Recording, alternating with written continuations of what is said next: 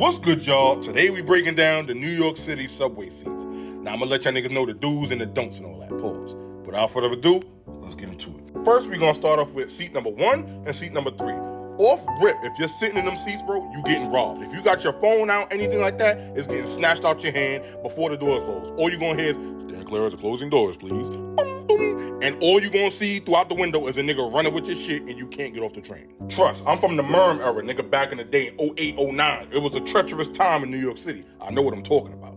Now, sitting in seats 1 and 3, you're not only running the risk of getting robbed, you also running the risk of having a nigga ass in your face. Pause. Because when the doors open up, there's gonna be a nigga that's standing by the doors, like they always do. When the doors open up, they gotta move to the side to let niggas get on the train. Now, that nigga's ass is pressed up against the motherfucking poles. So you tight, especially if you leaning against them little poles while you sitting in that seat, it's over for you. Niggas is straight Rikishi-ing you. So, in seats 1 and 3, you run the risk of getting robbed and having a nigga ass in your face. Pause. Next, we got seat number 2. Now, seat number 2 is cool, but you also run the risk of having to give your seat up to an old person or a little kid, you know what I mean? Or a lady with mad kids, you feel me? And ain't nobody wanna do that. Hence the reason we gonna pretend that we sleeping. Like real shit, that's the only way to get away with that shit. To keep your seat, you gotta pretend to be asleep, like in a deep sleep, with your legs open, paused, and just be like knocked the fuck out, you know what I mean? Cause I'm telling you, old people, they'll literally point at the seat for you to get the fuck up. And if there's a little bit of space next to you, that means they want to sit next to you. You know what I mean? So now you squeeze the fuck up. And don't let it be a mother with kids, because the mother don't want to sit down. The kids do. So you thinking, oh, it's a little kid, it's alright, it's a lot of room. No, nigga, that little kid's gonna be kicking the shit out of you, turning around, knocking you down with their book bag and shit, trying to look out the window, all kinds of bullshit. Oh, and we can't forget about the old Asian people with the little orange bags and shit, right?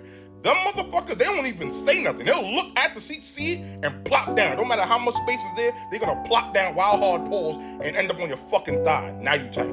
Next, we got seat number 4 and seat number 5. Now, seat number 5 specifically is one of the worst seats on the fucking train, because every time you sit there, you're gonna be squished up by some big fat motherfucker. Whether it's a man or a lady, they fat as fuck. They know they can't fit there, but they're gonna still squeeze there anyway. So now you pressed up against the pole or you pressed up against the wall. Either way, you mad. And most likely, you're sitting across from a nigga that's out there doing hugs, whether you're sniffing some shit, shooting some shit up, or smoking some shit. It's some shit he got no business doing. And that's just gonna further blow yours.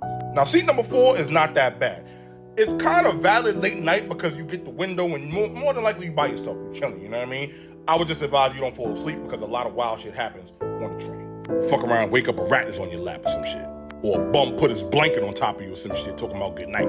Now, the main flaws of seat number 4 is it seats 3 people, but there's always that 4th person that wants to come and squeeze in, pause. So now everybody all squeezed up and uncomfortable. But that only happens maybe like 50% of the time. The other flaw, this is a bum seat, bro. It's bums that piss on themselves, bums that's getting high over here, whatever. So if this is a free seat, be careful, because you run the risk of coming home with a bed bug or some shit.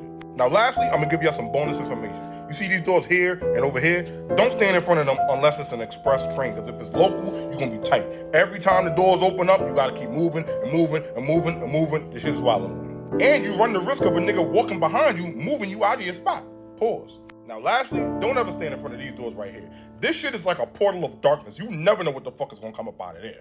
You got bums coming up in this, excuse me, ladies and gentlemen, chick in a cup. You got some Showtime niggas doing the most and you just wanna go to fuck home. What time is it? Showtime, Showtime, making all that fucking noise. You got kids running through this motherfucker because they trying to climb up on the top of the shit. The Subway serve, it's a bunch of bullshit. Nothing good comes through these fucking doors, I promise you. With that being said, we out.